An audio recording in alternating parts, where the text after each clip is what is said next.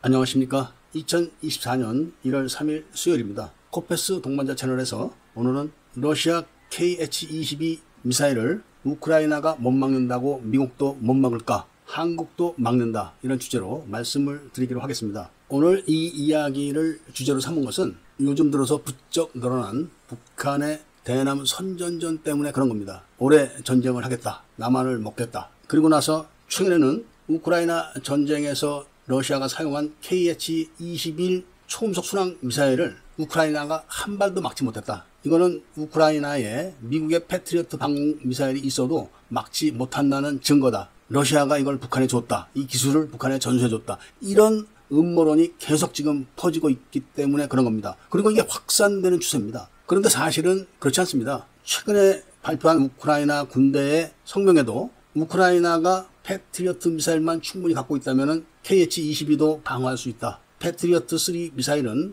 KH-22 미사일을 충분히 방어한다. 이런 발표까지 했었습니다. 그리고 미국 군사 전문가들도 패트리어트 3가 KH-22를 막기가 쉽지는 않다. 그리고 현재 우크라이나에 패트리어트 3뿐만 아니라 유럽에 최신 여러 신형 방공 미사일이 있지만 이것도 막기는 쉽지가 않다. 그 이유가 일단 KH-22 미사일이 속도도 빠르고 기동성이 좋기 때문에 쉽게 막지는 못한다. 그리고 우크라이나가 KH-22 미사일을 막지 못하는 이유 중에 하나가 방공 자산과 방공 전력이 너무나 취약하기 때문에 그렇다. 그러니까 패트리어트 미사일뿐만 아니라 유럽산 방공 미사일도 단독 포대로 그 포대에 종속된 레이더나 센서들만 갖고 대응을 한다는 건 아주 제한적인 것이다. 이게 바로 우크라이나의 문제다. 이런 이야기를 하고 있습니다. 방공 자산이라는 것은 우리나라가 북한 핵 미사일을 막기 위해서 다층 방어를 하고 있는 시스템, 그러니까 위성, 조기 경보기와 정찰기, 슈퍼 그린파인 레이더, 이지스 레이더,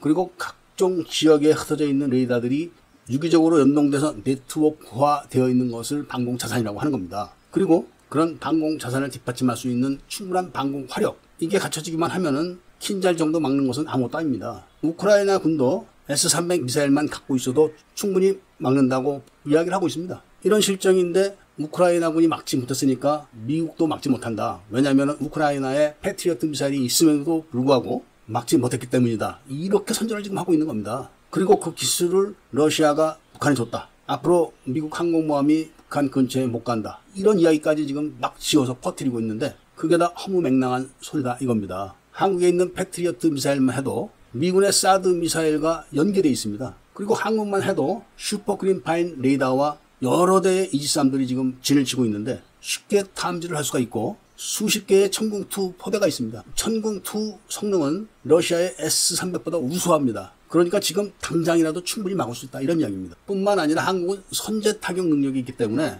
킨잘 미사일은 공대지 미사일로 북한의 구식 폭격기가 장착을 하고 공격을 해야 되는 겁니다. 그런 구식 폭격기는 아예 이륙도 못하게 만들 수 있고 아예 비행장을 미리 초토화시킬 능력도 있습니다. 한국은. 이게 현실인데 우크라이나가 미국의 패트리어트 미사일뿐만 아니라 유럽산 방공 미사일을 갖고 KH-22 미사일을 한 발도 막지 못했기 때문에 한국도 막지 못한다. 이런 이야기를 하는 것은 그야말로 선전선동에 불과한 겁니다. 북한은 남한을 공격할 수가 없습니다. 요즘 젊은 분들은 기억을 못하실 수 있습니다만은 과거 김정일 시대에 북한에는 고난의 행군이라는 그런 용어가 있었습니다. 북한의 식량이 부족해서 북한 인민들 200만이 아사를 했었습니다. 굶어 죽었다는 이야기입니다. 바로 그 시절에 제가 8240 켈러 부대장인 이연길 씨와 전직 안기부 중앙정보부 직원들과 함께 그 일에 관여를 했기 때문에 아주 잘합니다. 특히 임동원 국정원장 시절에는 북한 휴민트 장성들이